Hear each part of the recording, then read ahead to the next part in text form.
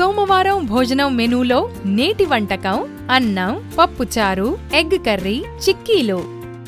ఈరోజు జగనన్న గోరుముద్దలో మనం ఏం వండబోతున్నామో తెలుసుకుందాం. మంగమ్మ గారు, ఈరోజు ఏం వండబోతున్నామో చెప్తారు ఒకసారి? జగనన్న గోరుముద్దలో పులిహోర చేస్తున్నాం. మరి పులిహోరకి ఏమేమి కావాల్సిన పదార్థాలు ఒకసారి చూద్దాం మనం.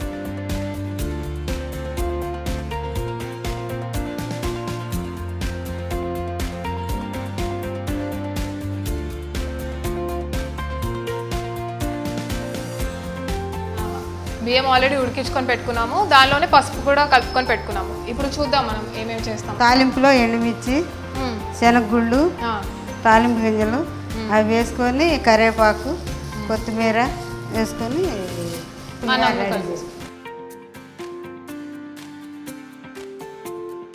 ముందే వేరుకొని చెరుక్కొని బియ్యం కడిగేసుకుంటాం మేడం. ఇప్పుడు మనం తాలింపు కోసం ఫస్ట్ వేరుశనగకాయలు వేసాం. 1 కేజీ ఎండుమిర్చి వేసాం మేడం. మంచి వాసన వస్తుంది అప్పుడే నాకు. ఇప్పుడు తాలింపు గింజలు వేస్తున్నాం మేడం. ఇప్పుడు కరివేపాకు వేసాం మేడం. పులిహోరకు తాలింపు రెడీ అయిపోయింది. ఇప్పుడు దాన్ని దించుకొని మనం అన్నంలో కలుపుకొని పులిహోర చేస్తాం.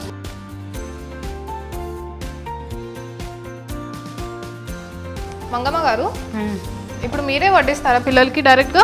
నేను వడ్డిస్తాను మేడం. పులిహోర రెడీ అయిపోయింది మేడం.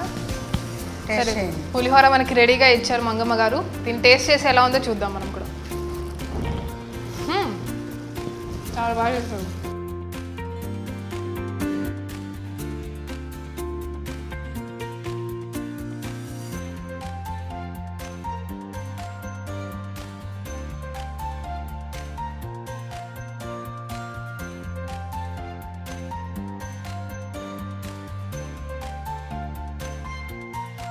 జగనన్న గోరుముద్ద పథకం ద్వారా ఎంతో రుచికరమైన, పరిశుభ్రమైన, బలవర్ధకమైన ఆహారాన్ని అందిస్తున్నారు.